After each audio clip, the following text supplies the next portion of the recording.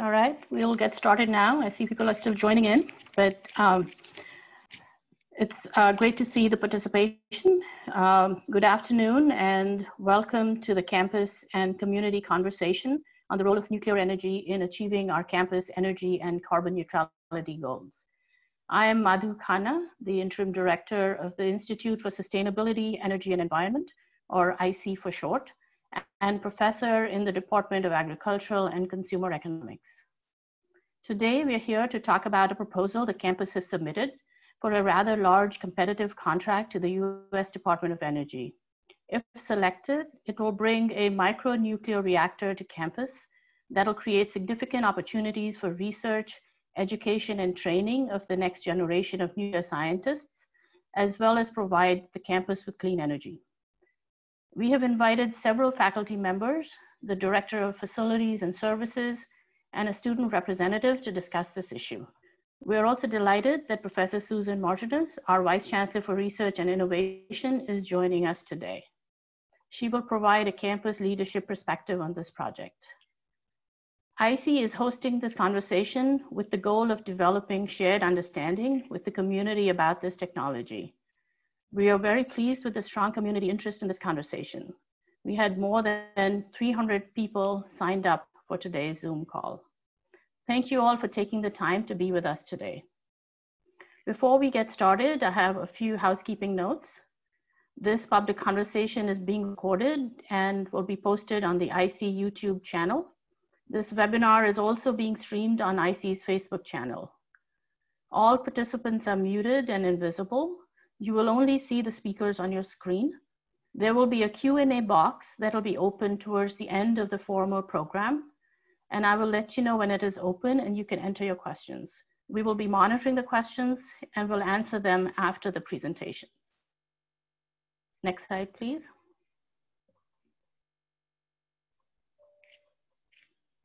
Since all of you may not be familiar with iSEE, I will start with a quick overview of our Institute of Sustainability, Energy, and the Environment. We have a threefold mission. We support actionable interdisciplinary research, education, and outreach to promote sustainable use of energy, water, and land, and to mitigate and adapt to the threat of climate change. We apply these goals for sustainability not only at the national and global levels, but also at a local level, including making our campus more sustainable. iSEE is responsible for our campus's strategic plan for achieving the university's climate commitment of net zero emissions by 2050 and preferably even sooner. The strategic plan is called the Illinois Climate Action Plan, or ICAP. We update it every 5 years, and the next version is due to be released next month at the campus sustainability celebration. The commitment was signed in 2008, and since then we've made great progress in reducing our carbon emissions as shown in the chart here. We have cut our annual carbon emissions by 25%, largely through energy conservation led by facilities and services. FNS also shifted to lower emission energy sources, prioritizing natural gas over coal and integrating large-scale solar and wind power sources. But as you can see, we are only part of the way to achieving our ultimate goal for carbon neutrality, and emissions need to be reduced by 75% to get to that goal. Next slide, please.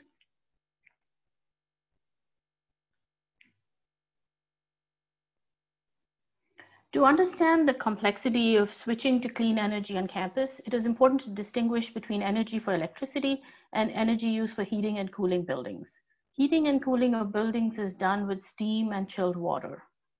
Electricity is about 1/3 of our total energy demand, and 2/3 of the energy demand is for thermal energy to heat and cool the buildings. In the last 10 years, we have reduced energy consumption in campus buildings. We have also changed the mix of energy used. And as you can see from the graph on the right, coal use is now 5%, whereas it used to be 89% just 10 years ago. The campus has made major investments in solar energy, and solar power generated on campus and that'll be purchased in the future will increase our solar power consumption to about 140,000 megawatt hours by 2025. This will meet 38% of our electricity needs, but only about 12% of our total energy needs. Most of the thermal energy needs, that is 75% or so, is being obtained by burning natural gas, and only a small amount is currently being provided by a biomass boiler. It is here that nuclear energy can play a role in providing clean thermal energy. Next slide, please. We're actively studying a diverse set of approaches to meet our thermal energy needs using clean and low carbon sources. In addition to solar thermal and the biomass boiler, we're looking at anaerobic digestion to convert waste to energy. We have research programs in using geothermal storage and in capturing carbon from coal and storing it.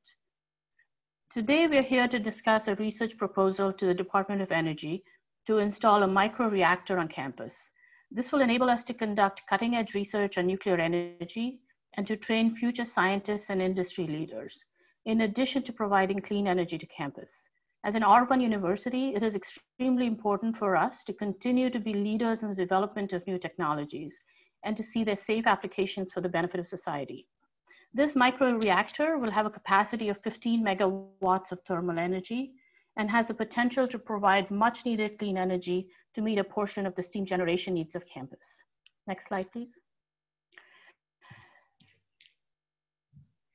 Yep. So in our meeting today, we will be providing information about this technology, and we will talk about the proposal that has been submitted to the Department of Energy and the process for deployment on campus. We will also talk about the siting choice, the safety and waste management, and the future research and educational opportunities for campus. And we will have time at the end for your questions. I will now turn it over to Professor Caleb Brooks and Professor Katy Huff in the Department of Nuclear, Plasma, and Radiological Engineering to tell us more about this nuclear reactor. Thank you. And first, a quick thanks to iSEE for putting on this event and helping facilitate what we hope to be the beginning of a much longer conversation about advanced nuclear power technology and the role that campus can play in a clean and sustainable energy future. I'll also say that while it's Professor Huff and myself that get to speak with you all tonight, this potential opportunity only has been made possible by countless extraordinary faculty and staff across the university, and really a forward vision by campus and the Granger College of Engineering. Next slide. One more. As mentioned, the reason for this event is to share the potential research opportunity with the broader community. Last month, a team from UIUC joined with a micro-reactor company, US National Laboratories, and a broader consortium of industry affiliates on a proposal to the Department of Energy under the Advanced Reactor Demonstration Program. We are in the very early stages of this opportunity.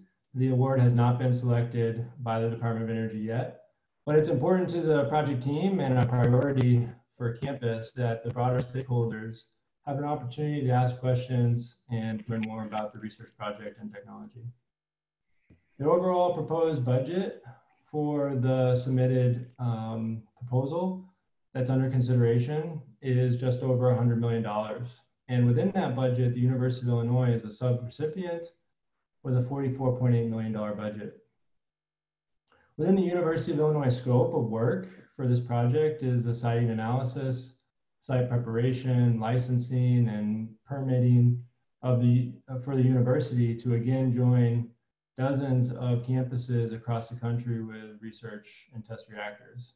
The installation of a microreactor as a research and test reactor on UIUC campus will include, if the proposal is awarded, a new state-of-the-art clean energy training and research center where we'll train the next generation workforce in clean energy technologies and leverage this technology to elevate enabling and synergistic research strength areas of the university to bring the world into a cleaner energy future.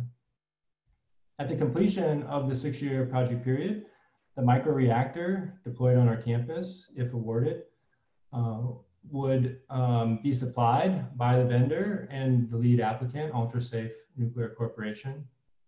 It will remain under the ownership of the university, and the university will operate the device to train students, perform critical research, and demonstrate the microreactor's clean energy production in the campus's electrical and steam supply network.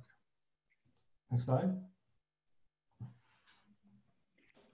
The proposed research project, again, if awarded and contracted, is expected to begin in 2021 and run into 2026. The timeline includes 4.5 years of regulatory review and environmental impact, safety, construction permitting, operational license review by all relevant state and federal authorities, including the U.S. Nuclear Regulatory Commission and the Illinois Emergency Management Agency, who we've been communicating with over the past year. Again, if this project is awarded and the nearly 5 years of licensing is successful, we believe we could be operational with this reactor on our campus in 2025. It's also worth noting that within the proposed project, UIUC will not be the only reactor deployed. In parallel to the deployment on our campus for research, training, and demonstration, 3 units are proposed to be constructed for power delivery at a site of another consortium partner. Beyond this, the lead applicant, Ultra-Safe Nuclear Corporation, has already planned for 2 units to be built at Chalk River Laboratories in Canada. I'm sure it's of no surprise that University of Illinois has been working at the cutting edge of future energy technologies. And if the project is awarded, the university is in position to deliver on a critical research and education necessary for a climate conscious energy future. In the next slides, I'll have Professor Huff provide further context for the project and describe the microreactor technology that's being proposed. Thank you, Caleb. So Professor Gross, who will be speaking soon, will give a more detailed history, but I will begin by just sharing that the state of Illinois has historically led the world in nuclear energy innovation, with the first nuclear chain reaction in Chicago, the first commercial nuclear power plant in Morris, Illinois, and the leadership of Argonne National Laboratory in Lamont, Illinois, where the concepts behind the vast majority of advanced nuclear reactor design were born. The nuclear, plasma, and radiological engineering faculty on the proposal team, including Caleb Brooks, whom you've just heard from, myself, Tomas Kozlowski, Jim Stubbins, and Rizwan Uddin, believe that a university research, training, and test reactor representing the next generation of nuclear technology will be an essential part of the University of Illinois' broader leadership in a clean, sustainable energy future for the world. Research, training, and test reactors throughout the US and the world have been pivotal to cutting-edge advancements in nuclear technologies, discoveries in fundamental nuclear physics, and myriad other fields. While student enrollment and enthusiasm in carbon-free nuclear energy is growing, a new research, test, and training reactor has not been built in nearly 30 years. So a massive hands-on training gap is developing, and it is particularly troubling that the state of Illinois, home to more commercial reactors than any other state, has 0 university research reactors to train the workforce it needs to operate and maintain them. After 38 years of such contributions, the University of Illinois Research Reactor, previously located in the heart of campus, was decommissioned in 1998. So we have this history of being able to run such a reactor, but it's time for a new one. Next slide, please. So what does this have to do with microreactors, and what is a microreactor? Well, they're small devices, very similar in size to traditional research reactors. They're transportable so that they can be put on a truck, rail car, or a plane. They're intended to be factory fabricated in order to be more economical than conventional nuclear plants. And this will enable additional layers of quality assurance by regulators, such as the Illinois Emergency Management Agency and the Nuclear Regulatory Commission. They're also self-adjusting. Their simple design and physics-driven feedbacks make them inherently safe. These technologies are very promising. Dozens of startup companies are in a race to be the first design available for an international market, which is interested in these small next-generation nuclear reactors. This technology is at the precipice of readiness for deployment, and when presented with the opportunity to continue Illinois' leadership role in nuclear energy, our small team moved really quickly to spend our spring and summer crafting a proposal to DOE that a next generation training, testing, and research reactor belongs at UIUC. Next slide.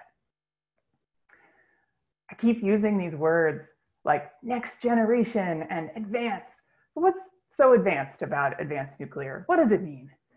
Well, since all of my academic research is singularly focused on advanced nuclear reactors and their benefits, it took all of my strength to fit this list onto one slide. And as you can see, first of all, there's some very cool looking fuel technology, which we'll have to discuss further. This fuel and many other innovations in advanced reactors have been built on decades of lessons learned from operating reactors. They are fuel efficient and passively safe. They incorporate physics and materials that stabilize the reactor power. And a microreactor like the one that we're considering here can run on a single load of fuel for extremely long time periods. A 20-year operational life with no refueling means you drive a truck with a reactor on board to a site where you install it and turn it on to enable research, provide training, and generate clean energy for 20 years without refueling. No new shipments of fuel, nothing like that. Advanced reactors like this massively also reduce the eventual waste volumes by being much more efficient with the fuel. And finally, I'll just say that of interest to anyone in the energy sustainability space, the particular micro-modular reactor designed by our vendor partner, Ultra-Safe Nuclear, has a novel feature that can allow this reactor to flexibly respond to energy demand fluctuations and seamlessly integrate with variable renewable energy on clean future energy grids that we all hope for.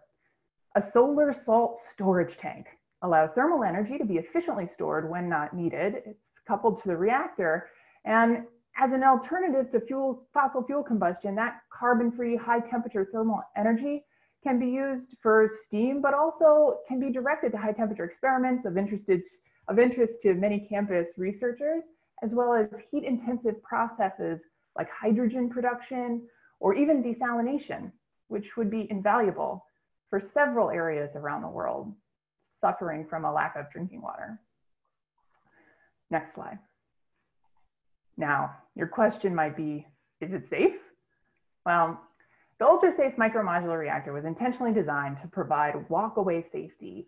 Consequences for people and the environment during a nuclear accident are caused by the release of isotopes produced in the fuel during the fission reaction. This happens typically once the fuel has melted down.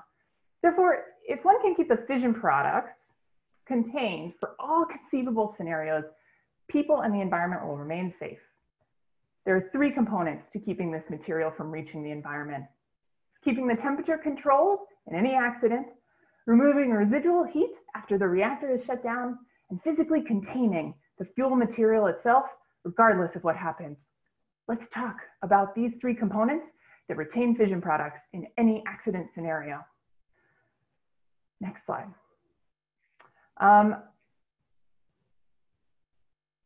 Oh, actually, go back real quick. I want to just mention I will not really address the first one very much, but I will say that first, the laws of physics can be leveraged to stabilize the reactor temperature. In the micro-modular reactor, if the temperature begins to increase, physics-based negative feedback will drive that temperature back down to the set point. Notably, the strongest of these feedback mechanisms responds hundreds of times faster than any human could react, stabilizing that reactor temperature without the need for human intervention. The second, of course, after a reactor is shut down, some power is still briefly produced by the fuel through radioactive decay. Conventional reactors remove that residual heat by relying on backup cooling water, backup power, and human action, sometimes for days. Passively safe reactors rely on natural forces to remove that residual heat. Microreactors like the MMR are so small and simple that this heat passively dissipates into the surrounding structures without any active safety systems, no matter the scenario, without any water or power. So let's talk about that one. So in this slide, you see that there's a conventional nuclear reactor like Clinton Power Plant operates at 3,000 megawatts of thermal power. 1 second after shutdown, 180 megawatts are still being produced. This power decays exponentially, but after a full day, the power produced in that reactor just from decay is about 15 megawatts thermal. Now, as I said, the MMR is very small. It operates at 15 megawatts thermal. So that's where it starts. There is safety in this size. It's 200 times smaller than a conventional nuclear system, and accordingly, it has 200 times less residual heat immediately after shutdown. Within 100 seconds after shutdown, the MMR is producing half of a megawatt of thermal power. This is comparable to the power under the hood of a typical muscle car. I hope it's easy to recognize, perhaps with your experience from your own car or someone else's muscle car, perhaps, that this kind of power is very practically manageable. But I'll say that further, within a day, the power produced is on the same order of magnitude of power as the tankless water heater in my house. Okay, next slide. So I said that fuel needs to completely and reliably contain the fuel at the highest temperatures, no matter what happens, so that no meltdown can occur, no matter what. So we need a very robust fuel that acts as its own containment in any accident. That's the third component. So this extremely robust fuel has been developed and innovated by ultra-safe nuclear. They've chosen a fuel type that has extraordinary robustness, particularly against high temperatures. The Department of Energy has called this kind of fuel the most robust nuclear fuel in the world. Even Mother Jones magazine recently published an article focused on how safe and promising this fuel is for our clean energy future. To summarize this fuel, tiny fuel kernels the size of grains of sand or chia seeds are encased in successive layers of extremely hard ceramic, silicon carbide, and pyrolytic carbide. The Ultra-Safe Nuclear Corporation's design further contains these particles in more silicon carbide in compacts, and those compacts are then loaded into the core. Silicon carbide is a secret here. It's one of the hardest, most melt-proof materials humans have ever made. I put this into context in the right-hand figure. Conventional reactors down here at the bottom operate at less than 1,000 degrees Fahrenheit, while this USNC micro-reactor might operate at, a bit hotter, a few hundred degrees maybe. This gives us all kinds of great efficiency. I won't go into it. But this fuel, the USNC FCM fuel, retains, it has been tested for hundreds of hours and has been shown to remain robust at this 360 degrees Fahrenheit. And it retains fission products for these very sustained periods of time at those temperatures, hundreds of hours, well above the highest temperature we could expect in the worst accident. So to be clear, these temperatures are well above the temperature of hot lava, 1,500 degrees above the temperature of hot lava. So this fuel could survive hot lava for hundreds of hours. And furthermore, the silicon carbide itself will not melt until thousands of degrees above even that. So I hope that you understand that we have a lot of components contributing to safety. One more slide and then I'll be done. So you may also have a lot of questions about the waste, the used nuclear fuel, as we call it in the nuclear industry, because it still has some utility sometimes. Now, I think the main thing I'd like to share is that it has very small volumes. This figure here is intended to sort of communicate the energy density at the heart of nuclear power. And the very small volumes of waste generated by nuclear energy are extremely important for understanding the challenge presented by nuclear waste. Very small volumes, very small challenge. There's no refueling after over 20 years. Once it's done, it is contained and managed. Nuclear fuel is not released into the environment. It is monitored and moved and contained and eventually will be disposed of when our federal government makes a selection of a site. The triso particles, which I described before without giving you an acronym, those tiny little fuel kernels in carbides, reliably contain fission products in a reactor accident. They also reliably contain those fission products in direct disposal. So they make a great waste form. And our experience with multiple other gas reactor demonstrations in the US, as well as advanced experiments, have confirmed that this is the case. What I'll simply say about the density is that one USNC micromodular reactor operated for electricity only would produce about 5 megawatts electric, which is 43,000 megawatts hours a year. That's 10 utility scale wind turbines or 2 more solar farm 2.0 deployments. It's 500,000 LED bulbs, and it all fits on the back of a truck. So a single solar farm is 54 acres. So it's got a benefit, but it's also kind of a big commitment. And, you know, it gives you a nice idea of the scale. Now, we are much more interested in the thermal energy. And so I think the lower component is much more important. One USNC micro-modular reactor produces 15 megawatts thermal power. And this is the same as hundreds of thousands metric tons of coal, 600 tanker ships of natural gas, 20,000 tanker trucks of diesel. You've seen these vehicles on the road. I'll bet you've never seen a nuclear fuel shipment on the road. And that's because nuclear fuel is millions of times denser than any other fuel source. I know you'll have a lot of questions and I'm looking forward to them after the panel, but that's all I have for now. So I'll hand it back over to Madhu. Thanks, Katy. We will now hear from speakers from various parts of campus that were not directly involved in this proposal. Our next speaker is Dr. Mohamed Attalla, the Director of Facilities and Services. Thank you, Dr. Khanna.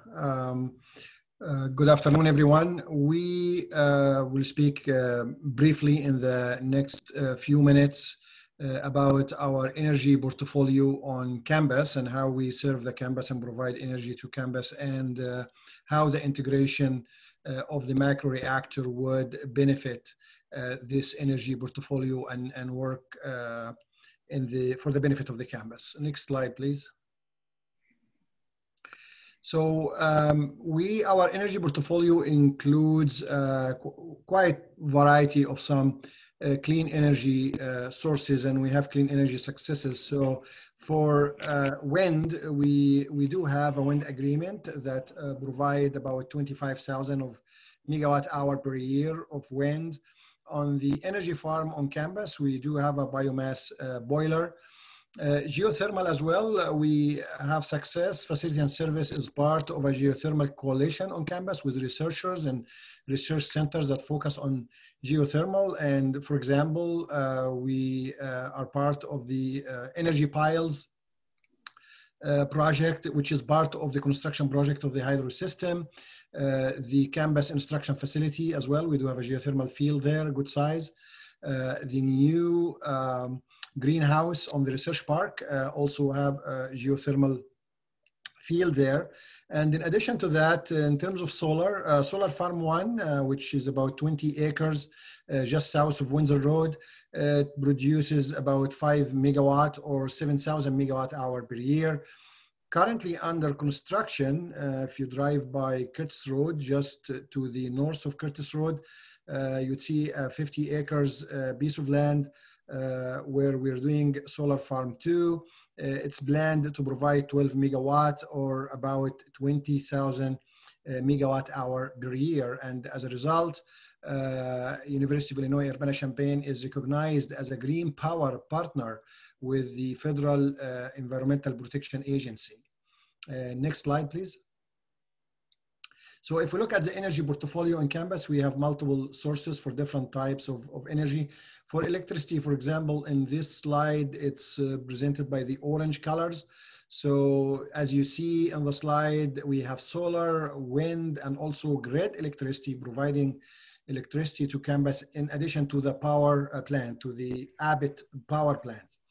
And this is in terms of electricity. Also, the Abbott power plant produces steam for campus to be used for heating. And the steam from the Abbott power plant heats about 200 buildings on campus. Also, cooling, chilled water. The chilled water plant provides chilled water to campus in addition to the thermal storage tank where we cool water at night, where we could obtain electricity at more efficient prices. In addition to all of that, we do have the control center on campus, which actually work diligently to control and conserve energy on campus. Next. Thank you.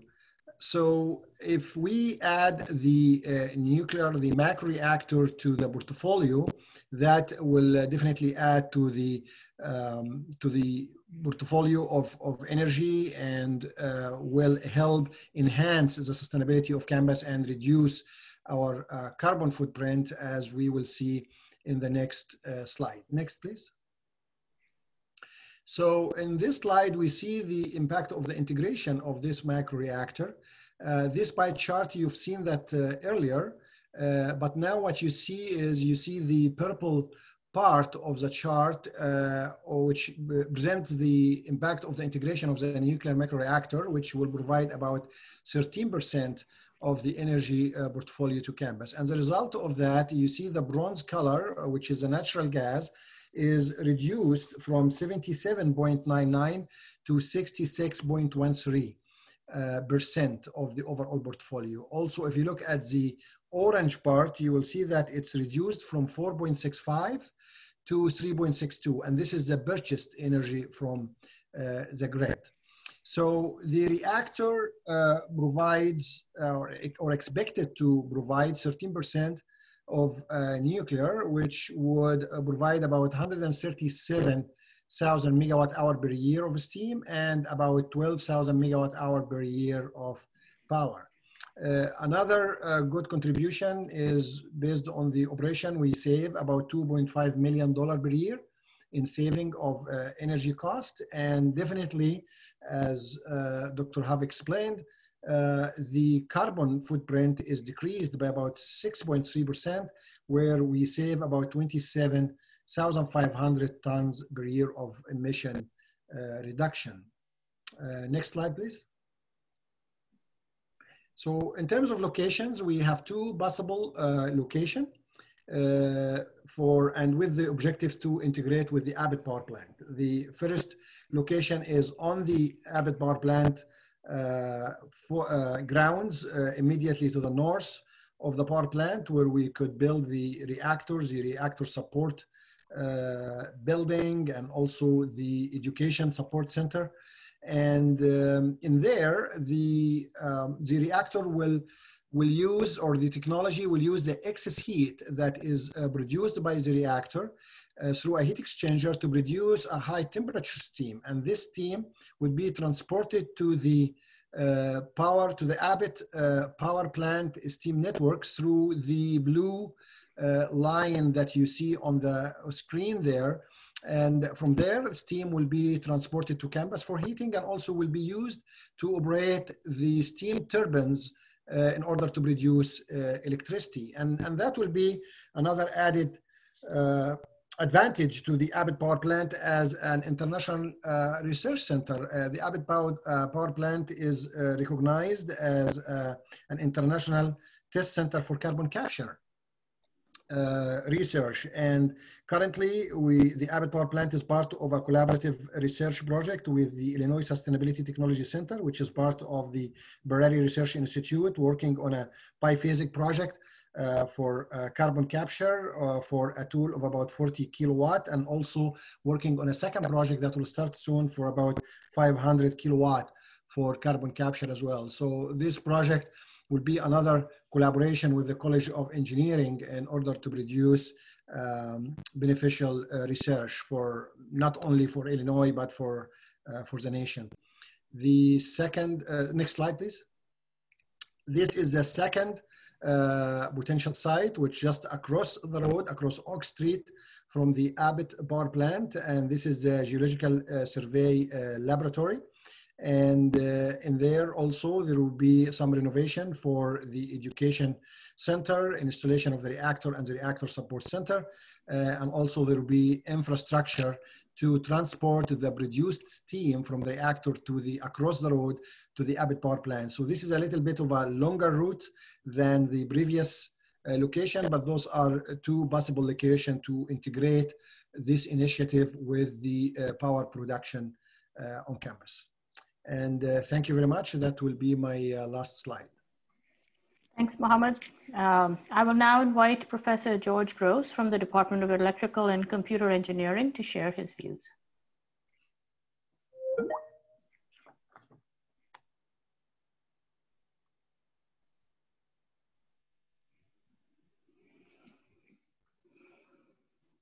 George, you're currently muted.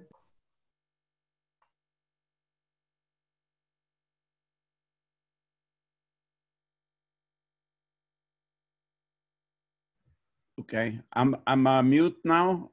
I'm muted. Yep, Hello? George, we can hear, yes, we can hear you, Yes. George. Okay. So thank you very much. If I could have my slides, please.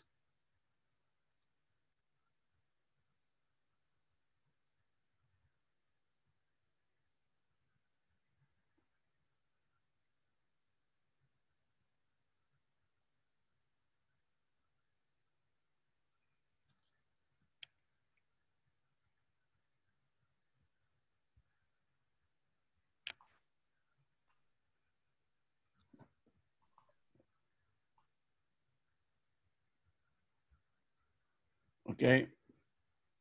Are my slides visible? I don't know if I'm seeing the screen or am I seeing the presenter's version? Yeah, Tony, I think we're seeing the presenter's view rather than you. Apologies, folks.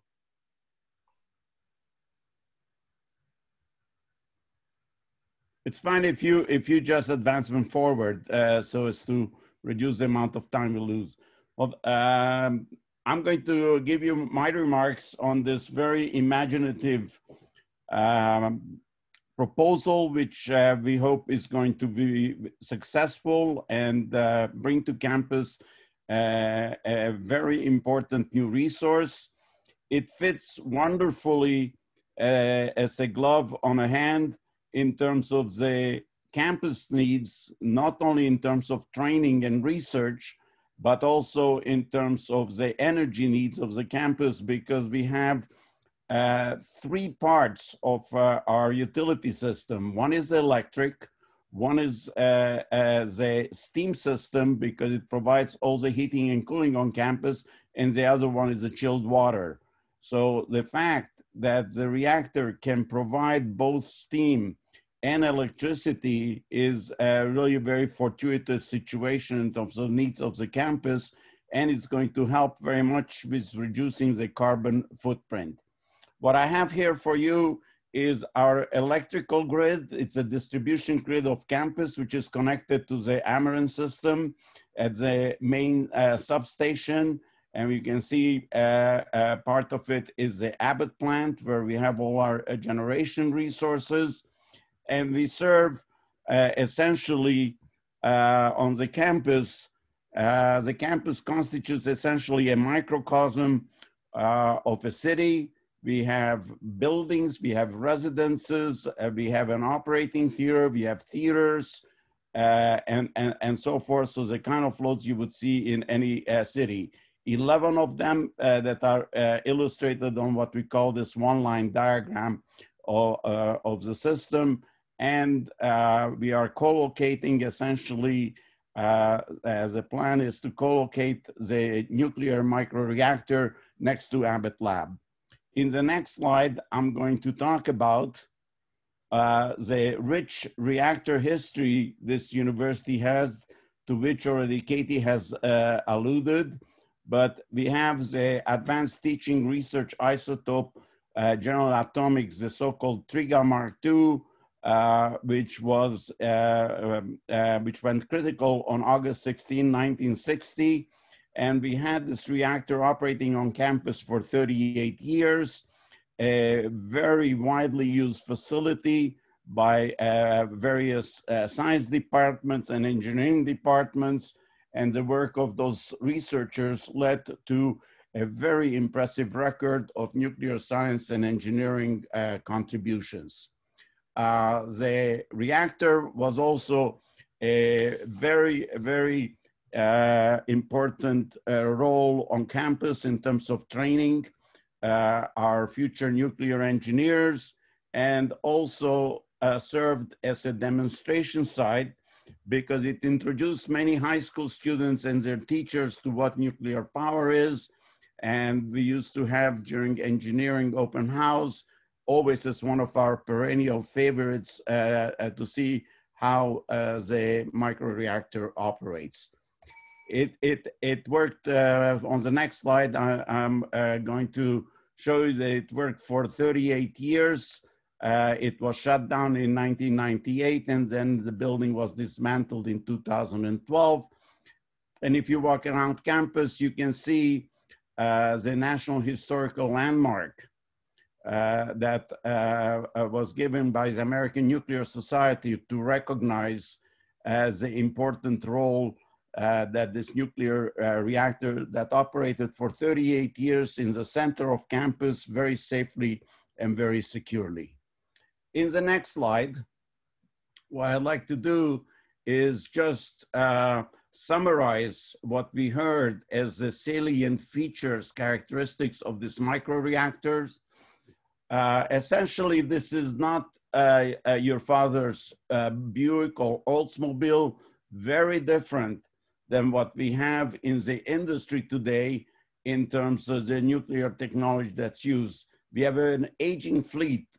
We have about 91 operating reactors today, and those are using technology which is at least 40, if not 50 years old. So the microreactor we're discussing is very different. It has, first of all, it's very compact, not only small volume, but it has a very small geographic footprint. It is basically emission-free and environmentally very, very friendly. And as we talked about the fuel source, it's one of the really beautiful characteristic of the new technology. I want to stress a very important point is that this microreactor does not face the same kind of risks as are faced by the old reactor. So there's no possibility to repeat something like the Daiichi Fukushima accident that occurred in 2011. We don't have to worry about that. The unit will operate with very high capacity factor. And as Katy stated, we won't have to refuel it for 20 years. In terms of, from the point of view of fitting for the needs of the campus, we're going to have both joint and individual supply of steam and electricity, which is great. And unlike the renewable resources, which are all 0% in terms of CO2, unlike with wind, where we cannot tell the wind to blow when we need it to blow or the sun to shine when we need it to shine, here we can control the output and make it respond to the demand of electricity for the campus. So in the next slide, what I'd like to do is talk about how we're going to be looking at the economics of this resource. And I have essentially a snapshot of how we got our electricity generation in 2019. And you can see that nuclear basically contributed close to 20%. In terms of renewable resources, we got 17.5% from hydro and solar and wind and biomass, geothermal. And the rest of it was basically fossil fuel based. So very important role that nuclear has carried to date. We're still not at the same level of contribution for solar and wind as we have in terms of nuclear. In fact, let's look at the next slide, where we're going to present that renewable energy. So most of it today is in terms of wind, and solar is the fastest growing component of it.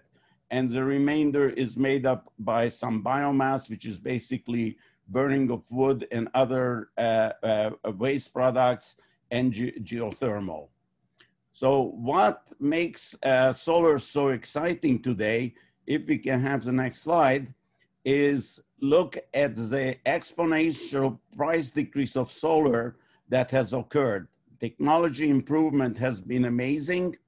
And we've gone, for example, what cost $76 in 1977 went down to less than 24 cents by 2017.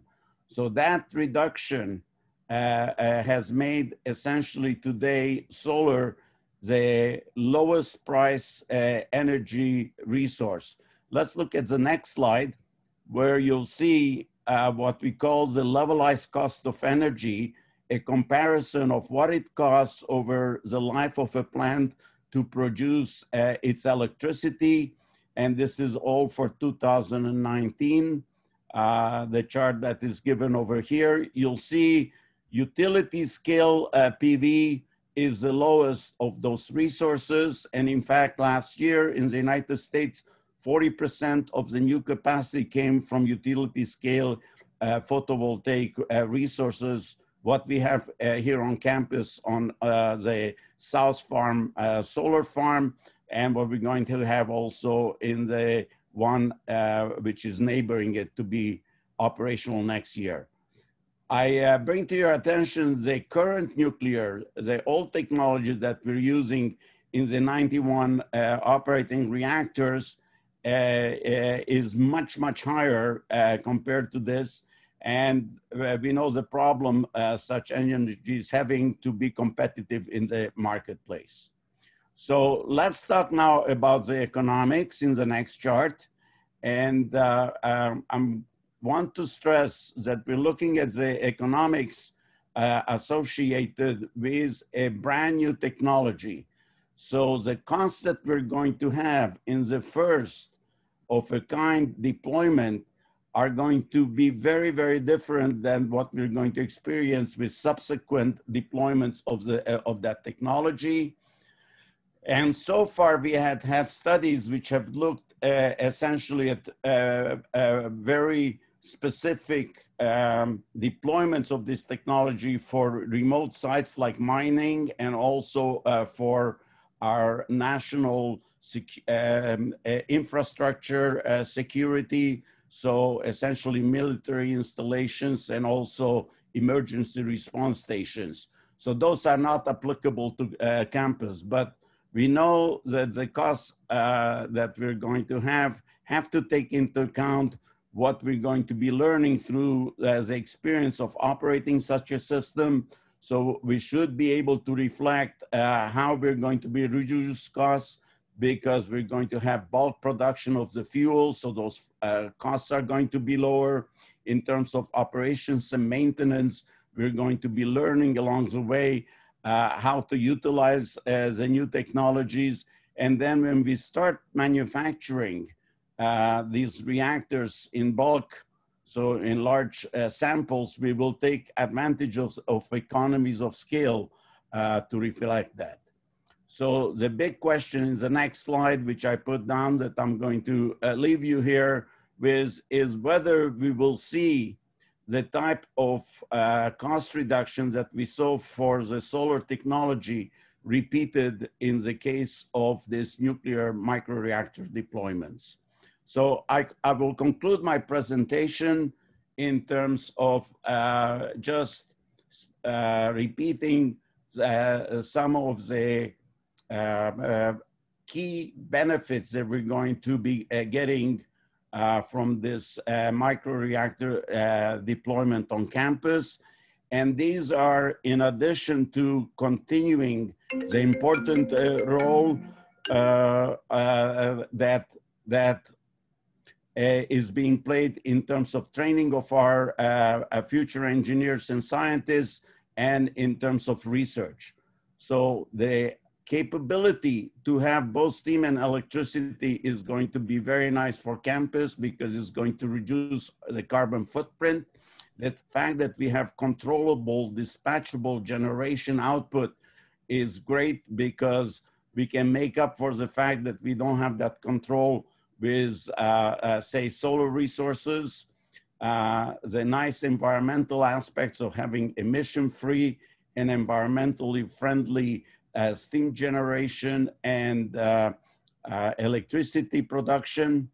The fact that we don't have to clear some building just to be able to build this is going to be a small modification of the current architecture of the campus and layout. We know from what has been discussed that the design provides for highly reliable operations, and we're not going to be subject to extreme weather conditions which are occurring, as we see, with greater frequency in the US. The design makes the operation of the system quite simple, and the inherent safety and security are wonderful characteristics. For the campus, this is going to be a nice improvement of the diversity that we have in terms of resources, and that's always great because we don't want to put all our eggs in a single basket. So with this, I conclude my remarks, and thank you very much for your attention. Thank you, George, for those remarks. I'm now going to invite Creen Ahmad, a student at the UFI, to provide a student perspective on this issue. Creen. Hello. First, I want to thank iSEE for working so hard to organize this and continuously putting our environment first. And I also want to thank all the attendees for tuning in and taking the initiative to learn more about campus projects. I am an undergraduate studying plant biotechnology and molecular biology. My area of focus is sustainability, as it is one of the greatest promises that exist to fight the inevitable repercussions of the climate crisis. This year, I am serving as the chair of the Environmental Sustainability Committee under the Illinois student government. When I was running for this position, I ran on 3 major goals. 1, work with iSEE to meet Illinois Climate Action Plan initiatives. 2nd, work with faculty researchers to integrate sustainable innovation on campus. And lastly, to work with university organizations to fight against environmental injustices in our community. It is because of this exact commitment that I'm speaking in front of you today. As we have mentioned, the development and plan for installing this microreactor helps achieve ICAP goals, as well as fostering further innovation in regards to sustainability and providing a cleaner environment for the greater campus community. Just to reiterate, of the many goals outlined in the ICAP, achieving clean energy is with mention of nuclear energy, more specifically achieving at least 15% clean energy for campus operations by 2030. As we know, hundreds of students have given their input in updating the ICAP. I have reached out to organizations, researchers, and local residents in Champaign-Urbana to understand the perspective of nuclear energy. I do not speak for the student body or the public, but I will briefly summarize the understandings, feelings, and beliefs I have received on nuclear energy. The perspective is optimistic, constructive, and insightful. The most common belief I have heard is that we cannot decarbonize energy without having nuclear in the mix. As expected, many concerns were raised regarding safety, but as we have already learned, the system is ensured to be safe and foolproof. There are also many feelings of excitement, as this project has years of generations of potential for further innovation, research, and even employment. There is also further excitement as the university is prioritizing sustainable development stated in the ICAP. Now, on to the next slide, please. The last thing I want to mention is how nuclear is sustainable. Nuclear power is the densest source of energy on the planet. Nuclear requires only a fraction of land and mass for energy in comparison to other forms. To emphasize some figures that Katy mentioned, 1 uranium fuel pellet, which is 10 grams, provides as much energy as 1 ton of gold, 149 gallons of oil, and 17,000 cubic feet of natural gas. To put this in perspective, a little more than 90 nuclear reactors across 29 states make up 55% of America's emission-free energy. So it takes up a fraction of the density and makes up a majority of the clean energy. As sustainability is something I and younger generations prioritize, nuclear energy, especially microsystems like this, are extremely promising. I, as well as many students, are looking forward to learning more about and seeing more of this. Thank you. Thanks, Irene. I'm now going to turn it back to Professor Caleb Brooks to tell us more about the future opportunities with this proposal. And we've also opened the Q&A box, so you can start entering your questions for us. Yeah, thank you. I'd just like to take a moment to quickly summarize the broader opportunities that this potential research project can provide for campus and the community. We are excited about 3 outcome streams by deploying the next generation of research and test reactor at the University of Illinois campus. Central to our proposal is the production demonstration. So to demonstrate the production capability of these reactor systems in the integration into existing mature electric and steam supply networks. But also there's potential to demonstrate carbon-free hydrogen production and other energy-intensive high-value products. This proposal, if awarded, also addresses the critical need for education, training, and outreach on clean energy technologies and the future of sustainable power production. We believe that the safety and simplicity of microreactor technology is for all to understand, witness, and experience. Of course, as a research project, we are eager for the research potential of a microreactor on campus that can amplify at-scale research of critical and enabling technologies that continue the university's capability to move us into a climate-conscious energy future. On the next slide, this is a list of just some of the research areas that we've identified with researchers across campus whose research would be magnified with such a research device. Areas like security, microgrid technology, advanced materials, a clean hydrogen economy, and sustainability in the nexus of food, water, and energy are strength areas of this university and have a large federally supported programs that can be furthered by this deployment. On the next slide, I'll just lastly say that this technology is coming. It's imperative that the United States is the world leader in advanced nuclear technology and sets a high standard for the safety and peaceful use of nuclear power. Through a series of major bipartisan legislation over the past few years, the United States has made this point very clear. The Department of Energy, under the opportunity we're currently competing, is expected to select 2 concepts to be deployed by 2025. The Department of Defense is currently reviewing 3 concepts for deployment by 2027, and NASA is looking for microreactors to enable a sustainable human presence on the moon by 2028. The University of Illinois is prepared to be at the forefront of this technology and move the world into a cleaner energy future. Thanks. Thanks, Caleb. I now invite Professor Susan Martinez, the Vice Chancellor for Research and Innovation, to provide the campus perspective on this proposal. Thanks, Madhu. First, I really want to thank iSEE, whose mission is to work across campus to promote interdisciplinary research and innovation for initiatives in sustainability, energy, and the environment. And whose hard work is really sponsoring this critical conversation. As you can see, they really link up a network of stakeholders from across campus. I also want to really especially acknowledge Interim Director Khanna for agreeing to moderate a critical conversation just 2 weeks into her new term. That's courageous, Madhu, and I want to thank you for that. And this is a great topic for you to launch your interim directorship. As our chancellor often says, as a land-grant institution, public engagement is one of the pillar missions of the University of Illinois. And I'm really pleased that we've had so much interest from our community in this critical research area. I'm very grateful for our expert panelists for sharing the most cutting-edge understanding and perspectives in the ways that are understandable to a broad audience, including myself, the biochemist, maybe the lone biochemist in this Zoom room. I'm just really, really inspired by those who spoke today. You know, securing a micronuclear reactor for research and innovation involves really a very highly competitive proposal for which we're part of a team that involves a corporate lead and a national lab, among other institutions.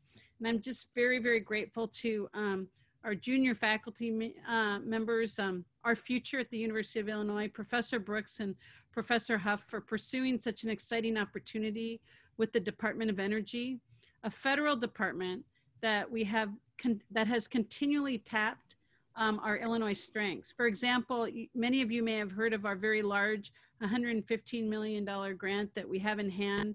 That's CABI, the Center for Advanced Bioenergy and Bioproducts Innovation.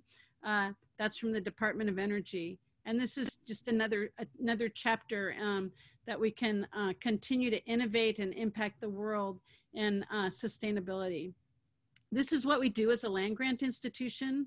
We address grand challenges, and I can't think of a bigger challenge and a more important challenge than the energy challenge. We want to meet our campus sustainability goals, and if awarded, this micronuclear reactor research program, as Director Attalla and Professor Gross said, will not only capitalize on campus strengths, but also our innovation efforts with our faculty and our students working on this important problem will impact global sustainability. We want to meet our research and workforce development responsibilities, and again, if awarded, will be becoming a training ground in this site, an opportunity for economic development in our own community as well as the world. With that in mind, it shouldn't surprise this community in Champaign-Urbana that we would pursue this kind of cutting edge research. This is the first of many conversations that we hope to have on this subject, and we're committed to keeping the community engaged and informed and address your questions as we move forward in hopes of securing this proposal as an award from the Department of Energy. Thanks, Madhu, and I'm really looking forward to listening to and hearing the community's comments and their questions and doing our best to address those with our expert panel. Thank you. Thanks, Susan. This concludes the formal presentations. We now have a quick poll for you. You can also on the screen see where you would find the video recording, where that'll be posted, as well as where more information about possible questions and so on will be made available.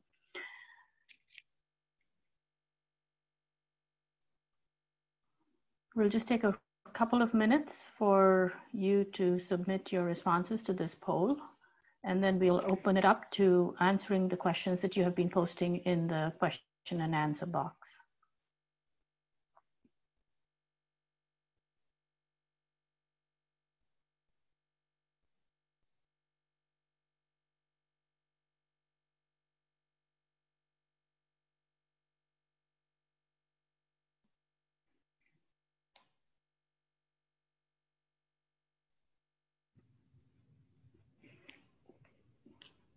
While we're waiting for that to be completed, I'll ask Tony to let me know what are some of the major questions that are coming up. Thanks, Madhu. So we had a question from Jim very early on asking why not buy 7 microreactors and get rid of all the natural gas used on campus? All right. I'll turn this over to either Caleb or Katy to answer. And thanks. So the opportunity within DOE that we've applied for is an opportunity to demonstrate a new technology. And in doing so, it's really critical as a university's role to deploy it as a research and test reactor. I think the benefits of demonstrating its ability to integrate with an existing power system like Abbott is very important for not just the overall mission, but the industry as well. And we really would like to leverage it for research and training. So perhaps in the future, when these devices can become off-the-shelf purchased technologies, then we could see decarbonization of campuses across the country and across the world with this technology, but it's not there yet. And then another question we have probably for perhaps the facilities folks, but maybe for those who are involved in the proposal, will the reactor be above ground in both of those options that were shown by Dr. Attalla? I can also take that one. Caleb can answer this, and both locations it's underground, but Caleb, go ahead if you want to elaborate on that. Yeah, the design is meant to be below grade, so underground, and that provides additional safety features as well as using the surrounding terrain as shielding for the operation. So both below ground. We also had a question asking if this is the optimum size for this type of reactor, or can it be scaled up or down with the same or greater efficiency?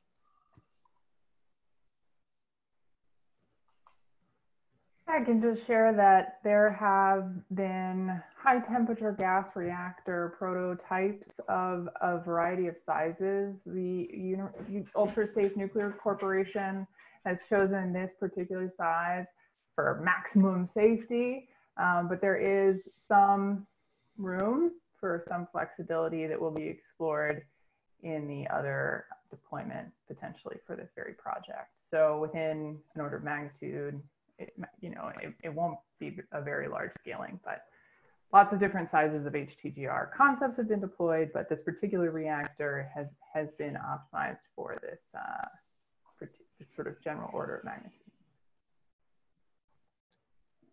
We also had a couple of questions about hydrogen production. I know that that was touched on, but asking about high temperature electrolysis for hydrogen production. And we also had one of our fine students ask, you know, if there's been some research that's gone into using the hydrogen produced by this reactor to power campus vehicles and CU MTD buses. If this is truly a possibility, are we ready to maximize the hydrogen as fuel and make this transition? Caleb, since you touched on hydrogen uses, maybe you can answer that. Yeah, so we are really excited by the potential to demonstrate different hydrogen production technologies. Most hydrogen production would benefit from higher temperature, which is one of the things that this reactor can provide. Also, as Katy mentioned a little bit, between the reactor system and Abbott power plant, there's a separate independent closed loop of molten salt. And molten salt is an elevated temperature fluid that we could tap into for thermal energy to study all kinds of different high value products, including hydrogen production. We actually have another project funded under the Department of Energy just recently to look at how micro-reactors could be used as a market, could be used to serve the market potential for hydrogen production, including bus fleets and vehicle fleets, much like we see on our campus. And then I was looking at the poll results, and it appears that we had several questions, both in the Q&A as well as with the poll, a little bit more. We want to hear about the spent fuel as well as safety and such. And let me touch on a couple of these questions as well, just to kind of, there was a question of, does this microreactor have a potential problem of radiation, and how do we deal with the waste? There was a question asking about the shutdown, that it's not dependent upon people. Should there need to be a shutdown? So is it dependent upon computers? And then there was also a question I'm looking through for this from David that said, you say that fission products are retained in any accident scenario. Can you unpack this a bit? What accident scenarios were examined? Katy, would you like to take that? Sure. So there are a lot of questions in that list of questions. I'll just briefly. Sorry. So briefly, from the easy one, radiation will be well under any kind of background at the boundary of the fence.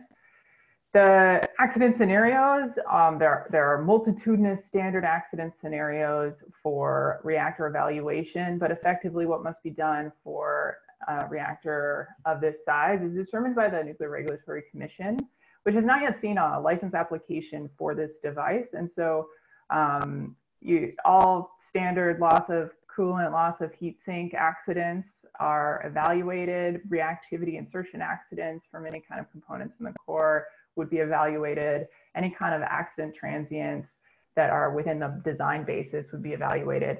And I can't share all the results with you. I'm not at USNC, but their application to the Canadian Nuclear Regulator is in progress and will, if this project is approved, a lot of those simulations for this reactor will be doubly confirmed during the process as we pursue a license with the Nuclear Regulatory Commission here in the United States. So lots and lots and lots of accident scenarios, everything one can conceive for this particular device. And the NRC will ensure that we haven't missed anything. So I think there was one other there that maybe I could jump in on, just unpacking the nature of the fission reaction and the subsequent fission products. So Katy had mentioned that the fuel begins as like a grain of sand size, and then it gets coated in different carbide materials, the outer carbide material being a silicon carbide, which is very, very strong. And then all of these little pellets of silicon carbide get put into another silicon carbide matrix. This is very different than what the current industry uses for its fuel form. And so how this is helpful is that fission is occurring inside those little grains of sand, grains of fuel that are the size of a grain of sand. And when fission occurs, the uranium, the fuel, breaks apart into smaller atoms, or it may absorb a neutron and it may actually change to a heavier atom. And this fuel, by being coated in a silicon carbide, can contain those new atoms indefinitely or until it's appropriate to reprocess.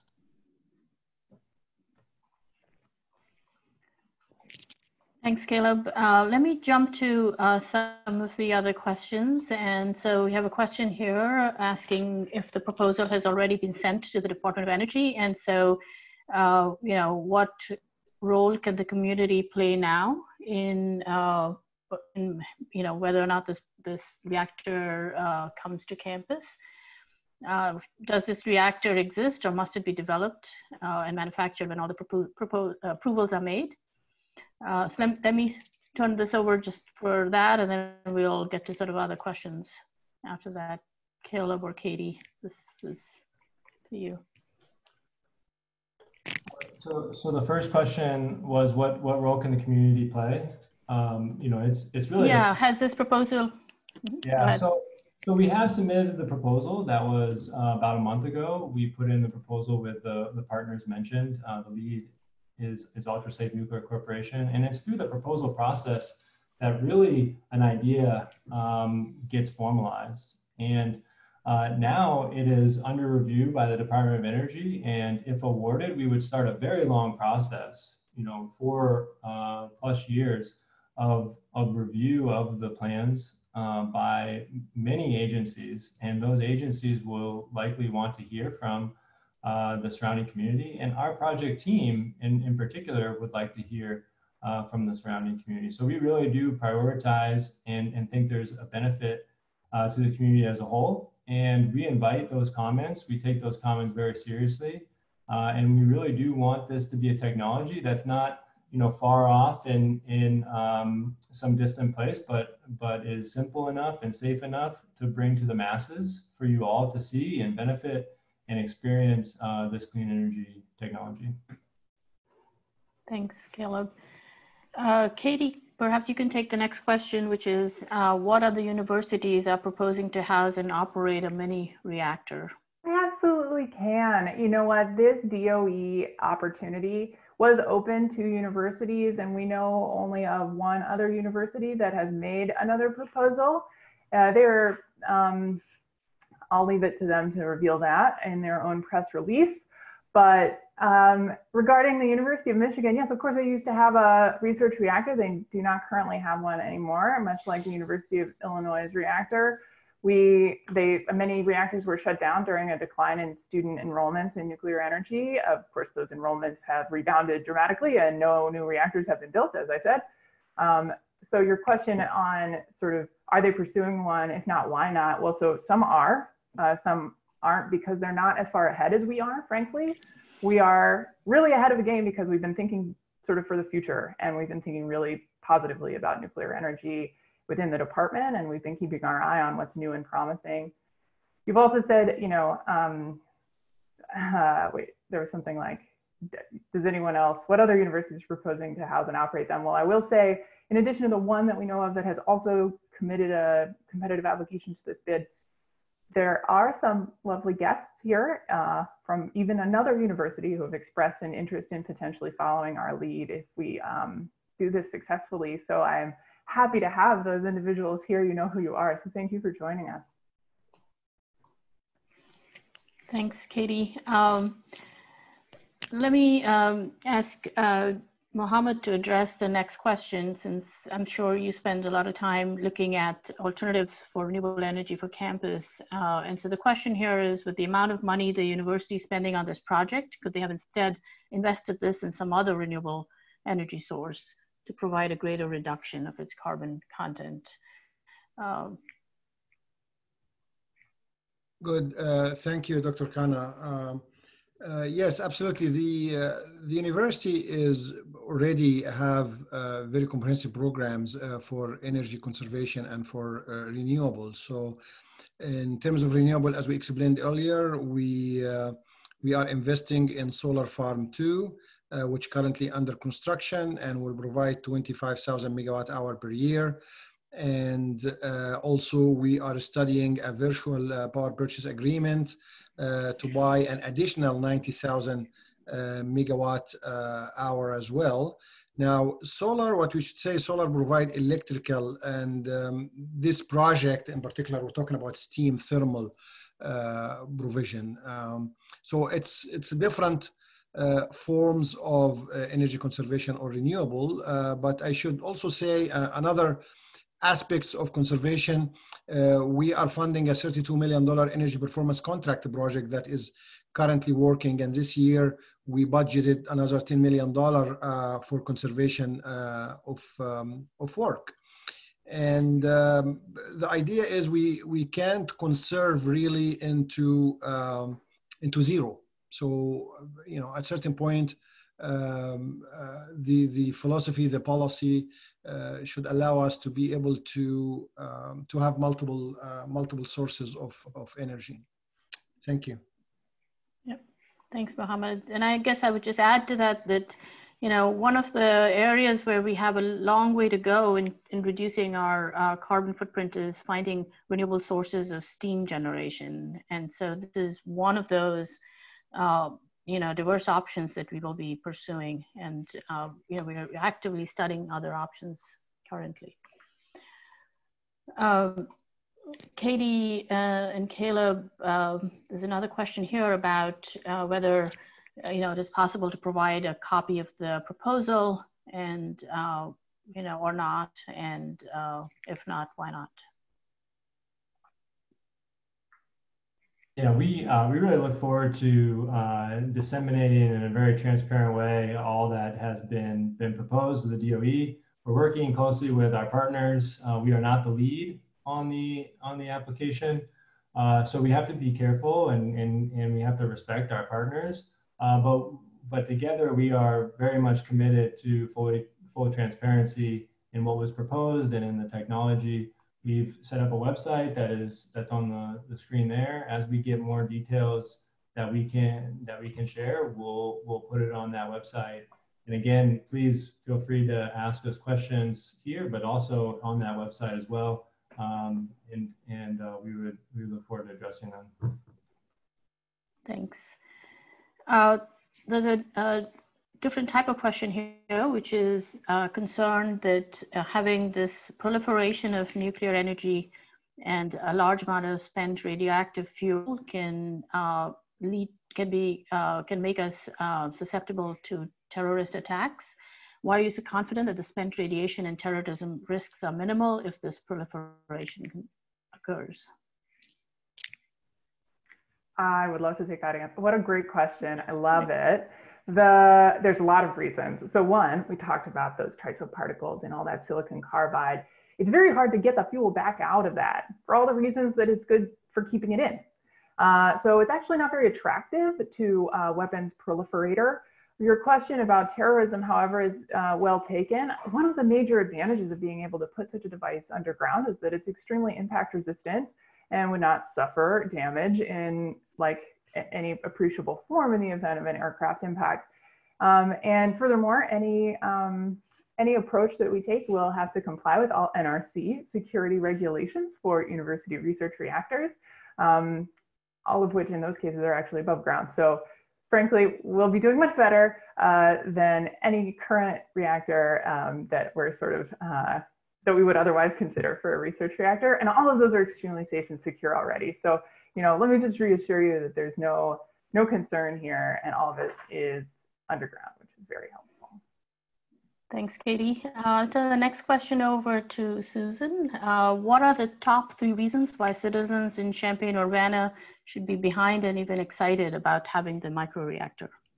Oh, this is a great question. You know, the citizens in Champaign-Urbana, you know, stood behind a lot of innovation research and benefited from the innovation research in Champaign-Urbana. There's places like the Research Park that are thriving because of the type of innovation that's been translated into either new companies or to corporate partners that have come into our area, and that's really spawned economic development. And being that innovation was added to my title just about 9 months ago, I can't think of a more important investment that we could make in becoming a training ground and an innovation center in this really important resource for energy that's sustainable. So I think that's really important. We have, George talked about how this is a glove that perfectly fits the hand. You know, the site is perfect for bringing in a micronuclear reactor and tapping into Abbott and Abbott power plant. And thirdly, you know, the number of faculty that will be attracted to this cutting edge research program and the graduate students that will come is just really exciting to me. I'd also like to just take a moment so our community understands the review process. We're in kind of a silent period right now. It's a period that this proposal is undergoing intensive peer review. Peers of George and Katy and Caleb across the nation. We're really not allowed to go out of our way or to influence the peer review process. So someone asked about community, how can the community engage? We really just have to stand by and wait. What is in that proposal would be of great interest to other institutions, including our competitors. So I know Caleb talked about being transparent, but these are also our innovations, and we want to be very careful to make sure that we're allowed to work on our own innovations and minimize the competition. So, you know, we have that edge, and I think that should be very, very important to the community too. So just wanted to diverge a little bit and make that comment. And lastly, I think there was a question about the University of Illinois' investment. Remember, this would be an award from the DOE with a significant investment in the University of Illinois and our community. So it's not just the University of Illinois committing funds. We would be, if we're successful, receive those funds. So thanks for letting me have the opportunity to catch up on a few questions that I've had some thoughts about. Susan. Mohamed, perhaps you could take the next question, which is related to the siting of this microreactor, and you know, why should it be sited on campus? Are there other non-populated areas where it could be sited? So, you know, maybe you could start, and Katy could add more to that. Yeah, well, from our perspective, as we mentioned earlier, there is a very good opportunity for potential integration with the Abbott power plant, as we showed earlier. So we are talking about enhancing the sustainability of the campus, reducing the carbon footprint, realizing monetary benefits in terms of operational savings, and conserving energy and burning less gas, and capitalizing or using the excess heat to be able to produce that high temperature steam. So having it on campus close to Abbott will enable all of the above advantages. If the reactor is far from the Abbott power plant, we won't be able to do that. But also, in addition to being able or enable our team to support the research enterprise and to support the university mission in achieving excellence in its research and teaching and learning. So those are all values. If the reactor is somewhere else, it would be very difficult to capitalize on these ideas. And as a future hold, as we know, all of that is what we're talking about today is a research opportunity, a research initiative.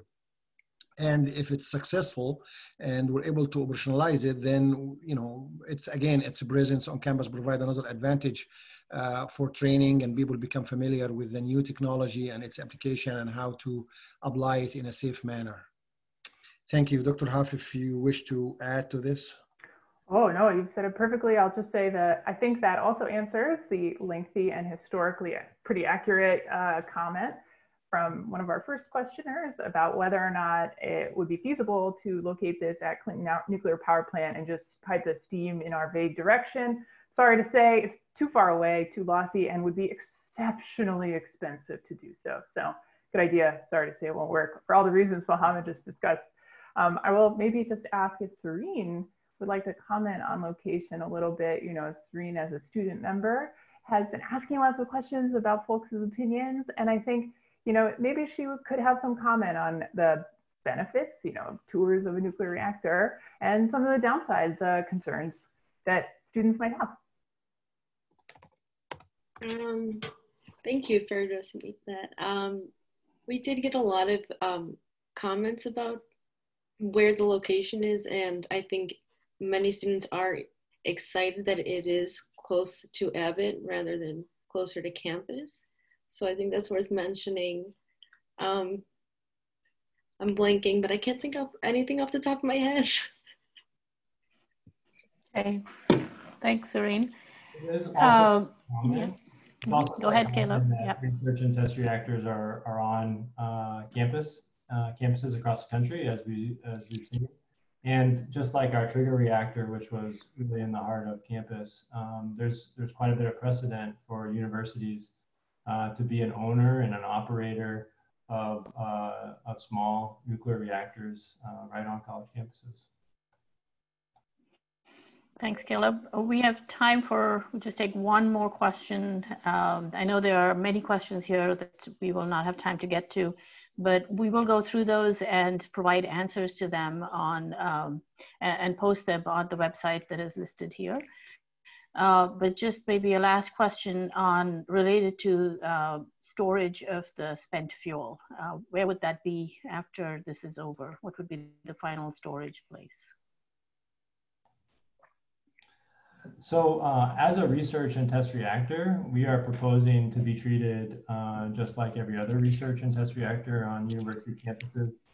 And for university research and test reactors, DOE actually supplies the fuel, but retains ownership of the fuel. And after its use, just like for our trigger reactor, after its use, the Department of Energy actually takes it back.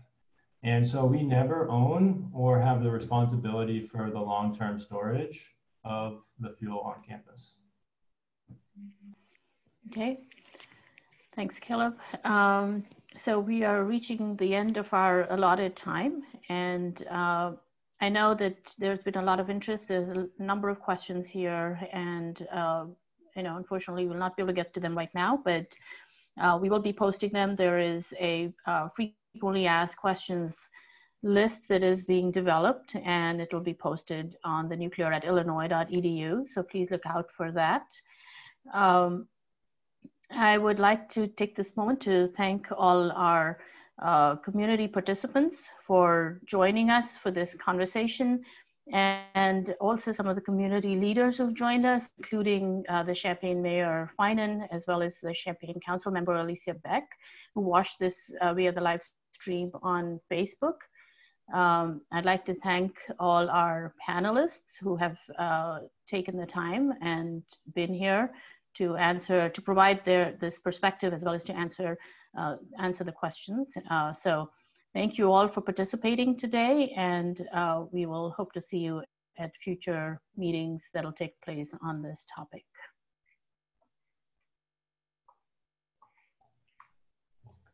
Thank you.